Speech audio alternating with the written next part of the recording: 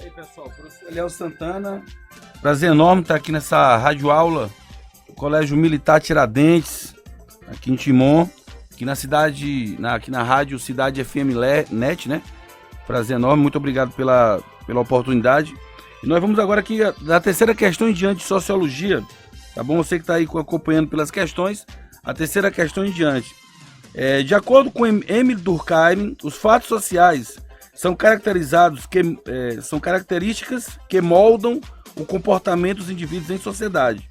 Os fatos sociais são definidos pelo autor como sendo, aqui a letra tá apagada, mas a letra bem diante, exteriores ao indivíduo, expressivos e generalizados.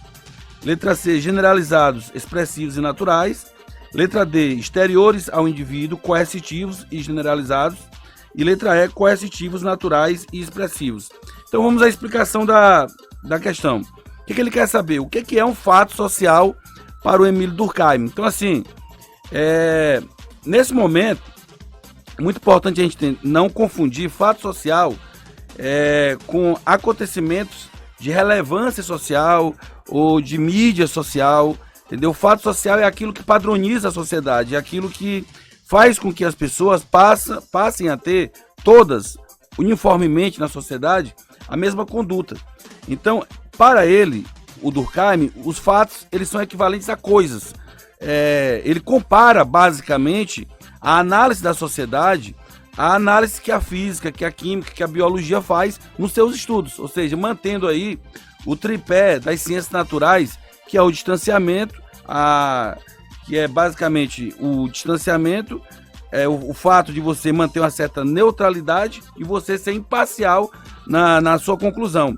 Por isso, a resposta correta seria a letra D. O que é fato social? Aquilo que é externo ao indivíduo, né? Aquilo que é externo ao indivíduo. Por exemplo, alguém diz assim, olha, você vai ficar em casa, isolamento social. Alguém pode dizer assim, eu não vou aceitar, porque eu não vou sair. Só que ele chega lá fora e não tem ninguém. Então, o fato não é só contra ele, o fato é geral, generalidade. E aí ele se sente obrigado a ficar em casa, coercitivo. Você ficou em casa por quê?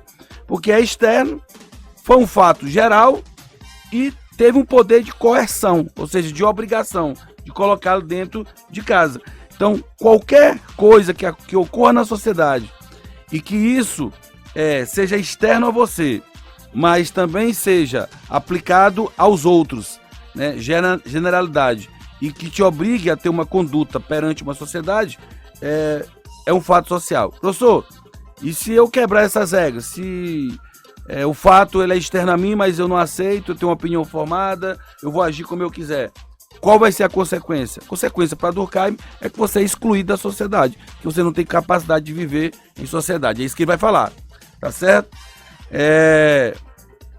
A quarta questão, gente, ele diz o seguinte: a sociologia para Durkheim deveria ocupar-se do estudo das sociedades no intuito de, ele vai trazer aqui, né? Conhecer a fundo o ser humano e suas diversas facetas perante a sua interação com o outro, priorizando sua individualidade. Já está errado, porque Durkheim jamais prioriza a individualidade. Letra B. Entender a fundo os processos sociais que formam a realidade social do homem, atentando principalmente aos aspectos gerais e não aos individuais. Então aí já aparece a questão correta, né? A letra B seria a questão correta. A letra C está errada por quê? Descobrir e tratar todos os males humanos que afligem a sociedade, tendo como objetivo a formação de uma raça humana perfeita. Ou seja, totalmente equivocado. Isso aí está mais para darwinismo social, nazismo, outras coisas mais. E letra D, a criação de uma seita científica com o objetivo de construir um verdadeiro conhecimento. Também não é esse o objetivo das ciências sociais para Durkheim. Então a resposta correta é entender a fundo os processos sociais que formam a realidade social do homem, atentando principalmente aos aspectos gerais e não aos individuais. Durkheim quer saber do coletivo. Vai lá, professor. Ok, vamos aqui à nossa terceira questão de história, né? Continuamos aí com o período moderno da história geral. Agora falando sobre reforma protestante. O início da Idade Moderna Europeia foi marcado por diversas transformações e eventos no campo econômico, político, cultural e religioso. Dentre esses movimentos, pode-se citar a Reforma Protestante, que levou à divisão da cristandade ocidental, certo? A questão que sobre o movimento reformista religioso é correto afirmar, exceto ela que é o quesito errado, né? Então, vamos lá, a letra A. A prosperidade econômica foi interpretada pelos seguidores de Calvino como sinal de salvação predestinada. Letra B. A simonia foi a principal causa da reforma anglicana, com a aprovação do ato de supremacia. A letra C. Martinho Lutero, monge agostiniano, condenou as indulgências e acabou sendo excomungado da Igreja Católica pelo Papa. Em sua doutrina, ele não exigia o celibato entre os pregadores. Letra D. A usura era condenada pela Igreja Católica. Já o protestantismo apresentava uma nova ética econômica mais adequada ao espírito capitalista. A questão que se faz correta, no caso aí, será a letra B. B de bola. A simonia foi a principal causa da reforma anglicana, por aprovação do ato de supremacia. A simonia, no caso, seria a venda de indulgências, venda de perdão pela Igreja Católica. E o ato de supremacia foi em 1534, onde foi um decreto que dava poderes da Igreja Católica para Henrique VIII, certo? Mas essa não foi a principal causa da reforma anglicana. Na verdade, Henrique VIII queria mesmo que a igreja concedesse para ele o divórcio, né? Coisa que a igreja não fazia na época. Então, por esse motivo, acabou rompendo aí com a Igreja Católica lá na Inglaterra. Então, a letra correta é a letra B de bola. Vamos lá, professor. Vamos lá. A quinta questão de sociologia diz o seguinte: Émile Durkheim demonstrou por meio de seus estudos a relação entre as manifestações de solidariedade existentes na sociedade e a função do direito para sua proteção e preservação. Proceda à leitura das seguintes assertivas. Então, só lembrando aqui, Durkheim ele fala de solidariedade mecânica e solidariedade orgânica no início do seu pensamento. Solidariedade mecânica seria aquela constituição da sociedade, no que o professor já citou agora há pouco, estilo Idade Média, ou seja, servo, clero, nobreza, cada um estava dentro de uma condição social, de um estamento social e não havia mobilidade social.